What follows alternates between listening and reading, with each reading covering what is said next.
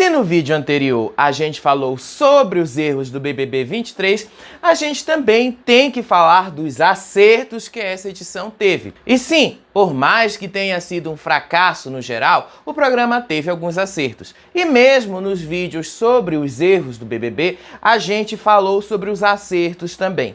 Então, a gente vai acabar repetindo alguma coisa nesse vídeo também. E repetir, como vocês sabem, é algo bem comum dessa edição. Ainda assim, tem muita coisa boa que precisamos destacar que pode sim ser aprimorado no BBB 24. E favoritem esse vídeo. Pode ser que o Boninho acabe ouvindo a gente e vai que a gente veja isso se concretizando em janeiro de 2024, né? Então, sem muita enrolação, bora lá para os acertos do BBB 23 e algumas sugestões para o BBB 24. A maior premiação. Apesar de ser um prêmio flutuante, a ideia de ser o maior prêmio já pago na história do programa é muito boa e pode ser melhor executada no BBB 24. Vai ser o maior prêmio da história. Quanto? Nem que eu quisesse eu poderia responder. Só dá pra responder depois. Porque é óbvio, o BBB 24 não vai mais poder pagar o mínimo de R$1,5 milhão e muito menos um valor abaixo de 2,9 milhões de reais. Essa premiação flutuante é uma boa ideia, mas ao invés de uma aposta nos paredões, essa premiação poderia ser aumentada progressivamente de acordo com o desempenho dos próprios participantes em provas e outras dinâmicas do programa, como as provas do líder, do anjo, da bate-volta. Quem vencer o líder, por exemplo, aumenta o prêmio em tantos reais. Quem vencer a prova do anjo, igualmente, e assim por diante. A dinâmica é boa e pode ser usada para além das eliminações e dos paredões. O recado do eliminado. Apesar de ser mal utilizado, o recado do eliminado poderia ser melhor aproveitado se ele fosse feito com o intuito de causar ainda mais desconforto na casa. A maneira como ele foi feito esse ano, gravado no calor do momento após a eliminação, não serviu para muita coisa e logo foi descartado, após a primeira eliminação de Fred e Nicásio. A ideia do recado do eliminado é claramente inspirada nas plaquinhas da Fazenda lá com o Rodrigo Faro. Quando os eliminados da Fazenda vão no Rodrigo Faro, eles já vão sabendo de como as coisas estão aqui fora e pode alfinetar melhor os participantes que ainda estão no jogo. Por exemplo, se um participante eliminado pudesse indicar que o favorito da edição é uma planta ou odiado pelo público. Ah, mas os repescados deram essa ideia. Mas aí é diferente, porque estamos considerando que não vai ter outra repescagem no BBB 24. Então, isso poderia ser muito melhor explorado. Na Fazenda, isso não mexe com o jogo em si, mas dá a ele uma leitura mais certeira sobre os caminhos que estão tomando aqui fora com relação às pessoas que estão lá dentro. A edição mais dinâmica dos VTs. Apesar das inúmeras críticas que a gente fez sobre a edição muitas vezes deixar a desejar, a edição mais dinâmica dos acontecimentos pode voltar. Aliás, ela já foi usada em outras edições com sucesso, mas nesse ano ela foi deixada de lado de modo a passar pano em algumas atitudes dos camarotes. Em 2022, essa edição mais dinâmica não estragou o bom andamento das histórias do BBB, apenas evitou com que o programa virasse um grande passa-pano para determinados participantes. Dá para ser dinâmico sem prejudicar o bom andamento do programa. Isso já aconteceu antes e pode se repetir. A diversidade do elenco. Assim como já dissemos que o elenco do BBB 23 foi um dos piores já escalados, ele também teve os seus pontos positivos por trazer um elenco com maior diversidade, seja ela racial, religiosa ou mesmo de valores. E isso não é ruim, mas pode melhorar. Por exemplo, ao invés de obrigatoriamente ter metade do elenco formado por pessoas de determinada etnia ou raça, termos participantes que queiram de fato dar o seu nome para o jogo, ficar para a história por serem lendários, competitivos, por serem importantes em seus discursos, a iniciativa de reforçar a diversidade da sociedade brasileira é maravilhosa, mas ela também precisa ser melhor representada. Percebam que de todos os 11 pretos do elenco, apenas uma foi para a final, né? E dos brancos, 2 foram. Dá para melhorar isso. E nem precisa ir tão longe. O BBB 22 já mostrou que isso é possível. E o BBB 21 também. Basta copiar o que vocês mesmos já fizeram. Provas de resistência como pontos de virada no jogo. A gente adora uma boa prova de resistência. As provas que se resolvem na hora são melhores opções para o andamento normal do jogo. As provas de resistência, por outro lado, podem ser usadas como pontos de virada no jogo e usadas em momentos bastante específicos da competição. No BBB 23 foram contadas nos dedos. A primeira prova, a de imunidade, logo após a estreia. Um mês depois, a primeira prova do líder de resistência. Um mês depois, a segunda prova do líder de resistência. Um mês depois, a terceira prova do líder de resistência, já nos momentos finais. E a última prova para definir a finalista. Ao todo foram 4 provas de resistência e 2 delas aconteceram em um curto período de tempo que cansou o espectador. As provas de resistência podem ser melhor aproveitadas se elas forem usadas como pontos de virada no jogo, especialmente quando é para dar uma equilibrada nas coisas. O poder coringa é uma outra ideia claramente inspirada na Fazenda que pode ser melhor aproveitada. Mas ao invés de ser um poder comprado, ele poderia ser disputado em uma prova. A prova do Coringa, que poderia ser realizada toda sexta-feira, por exemplo, uma prova simples igual às da bate-volta, mas que o líder tivesse vetado de participar. E o vencedor do poder Coringa também tivesse vetado de participar da prova do anjo. Isso poderia, inclusive, causar muito mais desconforto na casa do que comprar o poder Coringa lá e tirar dinheiro da comida. Obviamente que o Boninho já pensou nisso, mas ele não executou.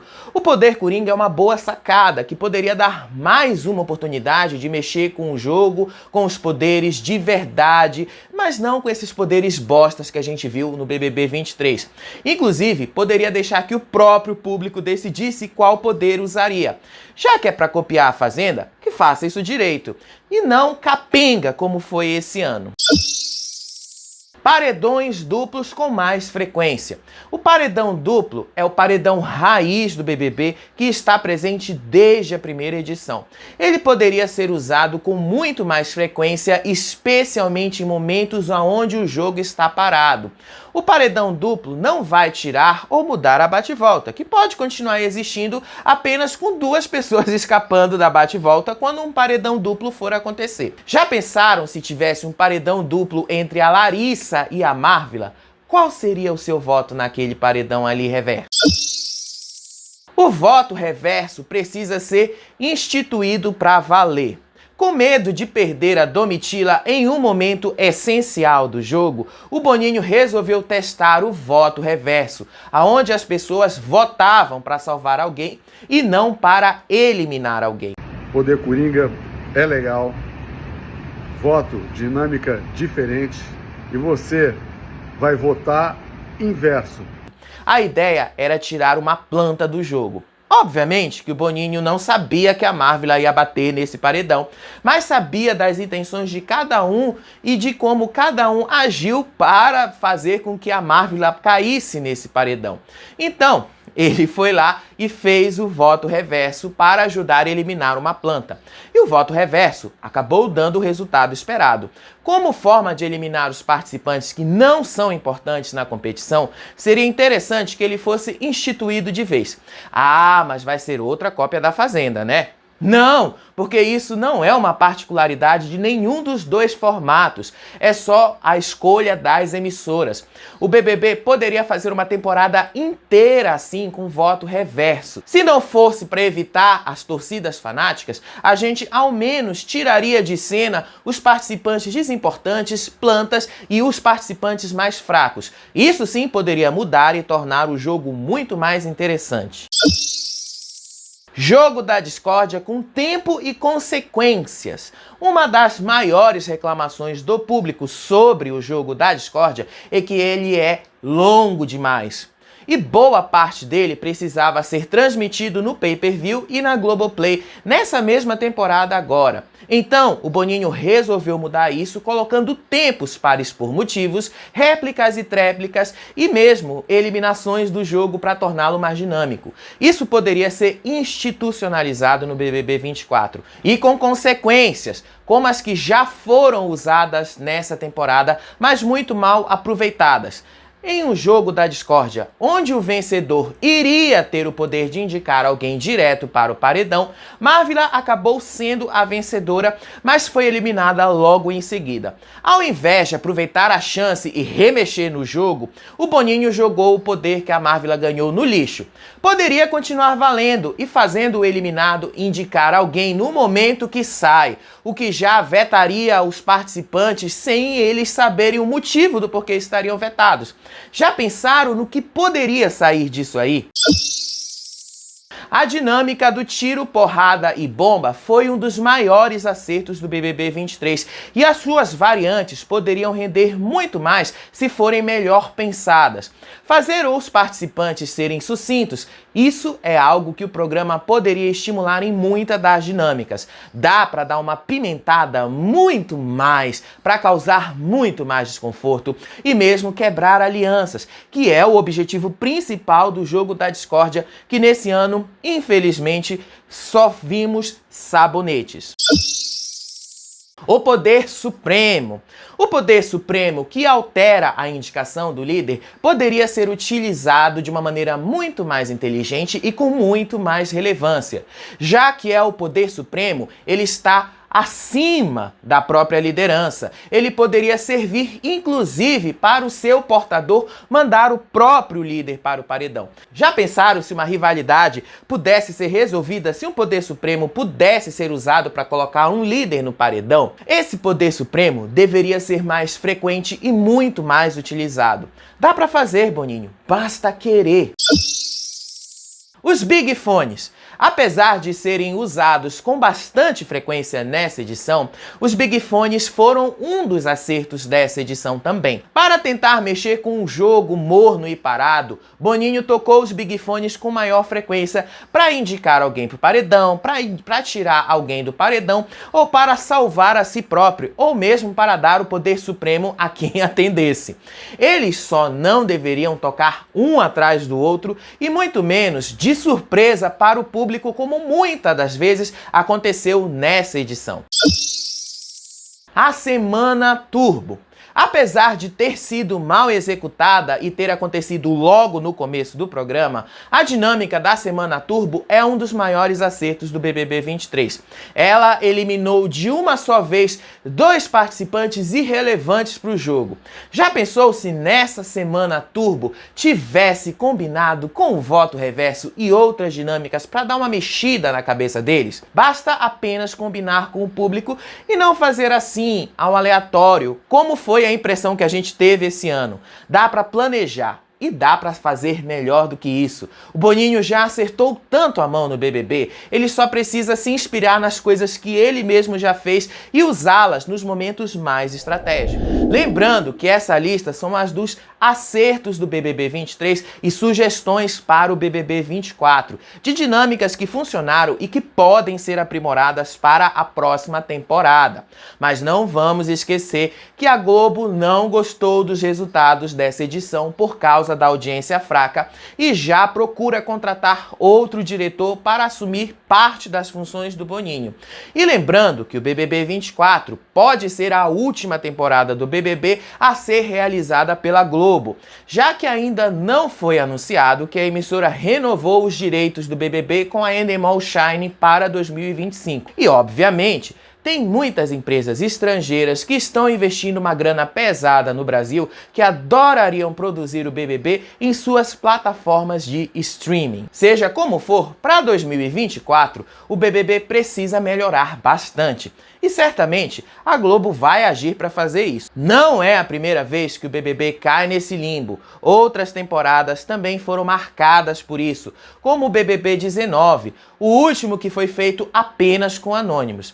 E a partir daí mudaram tudo. E agora vai ser preciso mudar outra vez. Gente, esse é o nosso último vídeo sobre o BBB 23. Finalmente acabou, finalmente vamos virar a página, porque a grande conquista tá chegando aí e temos muito assunto pra gente falar sobre esse novo reality show aí da TV brasileira. Então, a partir de amanhã, começa a série de vídeos sobre a grande conquista.